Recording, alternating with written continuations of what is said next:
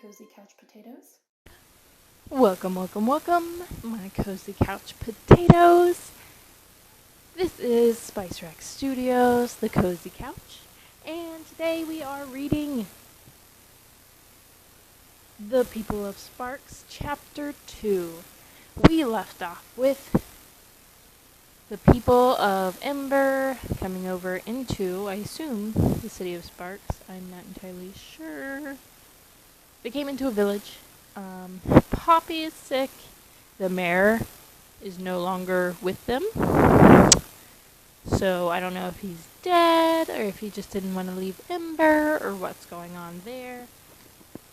And so let's pick up where we left off. Chapter 2, Out from Below. The people from the dying city of Ember had come up into the new world only a few days before. The first to arrive had been Lina Mayfleet and Dune Murrow, bringing Lina's little sister Poppy with them. From a ledge high up in the great cave that held their city, they'd thrown down a message, hoping someone would find it and lead the others out. Then they'd waited. At first they'd explored the wonders around them, but as the hours passed, they began to worry that their message had not been found and that they would be alone in this world forever. Then, in the late afternoon of the next day, Dune suddenly shouted, "Look! They're coming!" Lina grabbed Poppy by the hand. All three of them ran toward the mouth of the cave. Who was it? Who was it coming from home? A woman emerged from the darkness first, and then two men, and then three children, all of them squinting against the bright light. "Hello, hello!" Lina called, leaping up the hill. She saw who it was when she got closer, the family who ran the Cali Street vegetable market. She didn't know any of them well. She couldn't even remember their names, and yet she was so glad to see them that tears sprang to her eyes. She flung her arms around each one in turn, crying, "Here you are! Look, isn't it wonderful? Oh, I'm so glad you're here. And are more coming?" The new arrivals were too breathless and amazed to answer, but it didn't matter because Lina could see for herself. They came out from the cave, shading their eyes with their hands. They came in bunches, a few of them, and then minutes later a few more, stumbling out into a light 1,000 times brighter than any they'd ever seen. They stared in astonishment, walked a few steps, and then just stood, dropping the sacks and bundles they carried, gazing, blinking. I hope Poppy doesn't have that, coughing disease that was down there sometimes. To Lina and Dune, who felt already that they belonged here, the refugees from Ember looked strange in this bright landscape of green grass and blue sky. They were so drab and dingy in their heavy mud-colored clothes, their coats and their sweaters in colors like stone and dust and murky water. It was as if they had brought some of Ember's darkness with them. Dune suddenly leapt away, shouting, "Father! Father!" He threw himself against his stunned father, who fell backward, sat down on the ground, and burst into a combination of laughter and weeping to see his son again. "You are here!" he gasped. "I wasn't sure. I didn't know."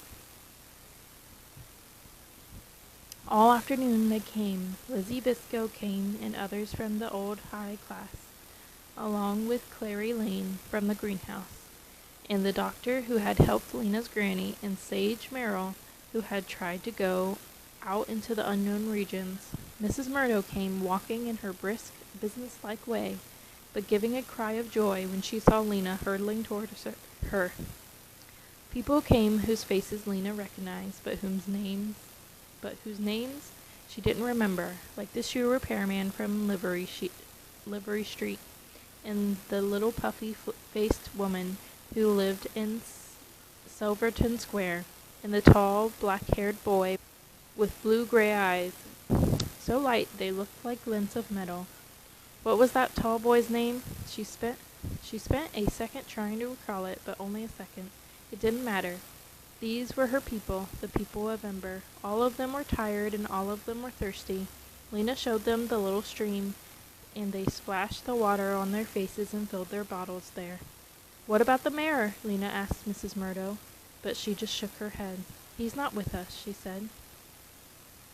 Some of the older people looked terrified to be in such a huge place, a place that seemed to go on without borders in all directions. After they had stared nervously about them for a while, they sat down in the grass, hunched over, and put their heads to their knees. But the children ran around in ecstasy, touching everything, smelling the air, splashing their feet in the stream. By evening, 417 people had arrived. June kept track. As the light began to fade from the sky, they shared the food they had brought, and then using their coats as blankets and their bundles as pillows, they lay down on the warm, rough ground and slept. The next morning they got ready to leave. Lina and June, when they first arrived, had spotted a narrow gray line that ran along the ground like a pencil stroke in the distance. They thought it might be a road, so the people of Ember, having no other clue about where to go, picked up their bundles and set out in that direction, a long, straggling line trailing across the hills. It was on this walk that Mrs. Murrow told Lina and June about leaving Ember. The three of them walked together, Mrs. Murrow with Poppy in her arms. June's father walked behind them, leaning forward now and then to hear what Mrs. Murrow was saying. "I was the one who found your message," Mrs. Murrow said. "It fell right at my feet. It was the day after the singing. I was on my way home from the market, feeling sick with worry because you and Poppy had disappeared. Then there was your message." She paused and looked up at the sky. She was keeping a couple of tears from falling. Lina saw. Mrs. Murrow composed herself and went on. "I thought it would be best to tell the mayor first. I wasn't sure I trusted him, but he was the one who could most easily organize the leaving. I showed him your message, and then I waited to hear the city clock ringing out the signal for a meeting." Mrs. Murrow paused to catch her breath. They were going uphill, over rough clumps of earth, hard walking for city people, whose feet were accustomed to pavement. "And was there a meeting?" Lina asked. "No," said Mrs. Murrow. She plucked some burrs off her skirt and shifted Poppy to her other shoulder. "Mercy," she said, "it's terribly hot." She stood still for a moment, breathing hard. "So there was no meeting?" Lina prompted. Mrs. Murrow started walking again. "Nothing happened at all," she said. "The clock didn't chime. The guards didn't come out and start organizing people. Nothing. But the lights kept flickering on and off. It seemed to me there was no time to lose. So I went to the pipeworks and showed your message to Lister Monk. We followed the directions and we found the rock marked with E right away because people were there already." "But how could they be if they didn't have the directions?" June said. "Who was it?" "It was the mayor," said Mrs. Murrow grimly, "and 4 of his guards. Looper was there too, that boy who used to keep company with your friend Lizzie. They had huge bulging sacks with them, piled up on the edge of the river, and they were loading the sacks into boats. Oh, he was filling everything up and gonna leave. The mayor was shouting at them to work faster. Lister yelled, 'What are you doing?' But we didn't need an answer. I could see what they were doing. They were going first. The mayor was making sure that he would get out, along with his friends and his loot, before anyone else." Mrs. Murrow stopped talking. She trudged along, wiping sweat from her forehead. She frowned up at the hot, bright sky. Poppy whimpered. "Let me carry the child for a while, Mrs. Murrow," said June's father. "Thank you," Mrs. Murrow said. She stopped and passed the squirming Poppy to June's father, and they walked on. Lina waited a minute or so, and then she couldn't wait any longer. "Well, what happened?" she said. "It was awful," Mrs. Murrow said. "Everything happened at once. 2 of the guards looked up at us and lost their balance and fell into the water. They grabbed hold of the loaded boats, which made the boats tip and dump their load into the river. The other guards and Looper knelt down and tried to reach for them, but they were pulled in too. In the midst of all of this, the mayor jumped onto the one boat that was still upright, but as soon as he hit it, it turned over and he plunged into the river." Mrs. Murrow shuddered. He screamed, children. It was a horrible sound. He bobbed in the water like a giant cork, and then he went under. In just a few seconds, he and his guards were swept away. They were gone. That is horrible. I mean, he was a bad guy, but I don't think any of them deserved that. Which it wasn't her fault. She did nothing. She did nothing wrong, so. They walked in silence for a while, going downhill. Going downhill now. After a few minutes, Mrs. Murrow went on. So Lister and I went back up into the city, and we had the timekeeper ring the bell for a public meeting. We tried to explain what to do, but as soon as the people heard the first bit, that a way out of Ember had been found, and that it was in the pipeworks, everyone began shouting and rushing around. Things turned into a horrible mess. People were in too much of a hurry even to ask questions. Hundreds of them poured through the streets of the city all at once, and outside the door of the pipeworks a huge crowd pushed and shoved to get in. So many people, so panicky, that some were trampled and crushed. "Oh," cried Lina, "how horrible! These were people she knew." It was too awful to think about. "Horrible indeed," said Mrs. Murrow. She frowned out across the vast landscape surrounding them, where there were no people in sight at all. "It was impossible to control them," she went on. "They rushed to the stairway. Some people lost their footing and fell all the way down the stairs. Others ran right over them. And then, when they realized that they were going to have to get into these little shells and float on the river, some were so frightened that they turned around and tried to go up the stairs again. And some were so eager to get going that they jumped into the boats and capsized them and fell into the river and were drowned." She raised her eyes to Lina's. "I saw everything that happened," she said. "I'll never forget it. Poor Mrs. Murrow." Lina looked behind her at the citizens of Ember, toiling across the hills. These were the ones who had made it out. "How many do you think were left behind?" she asked Mrs. Murrow.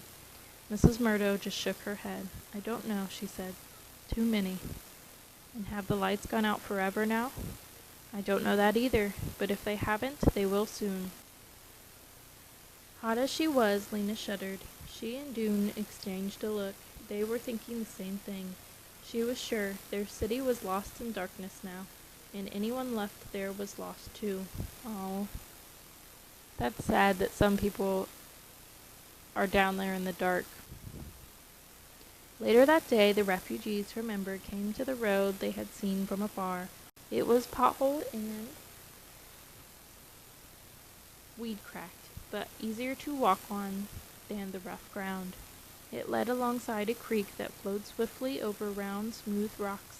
In all directions, they saw nothing but endless expanses of grass.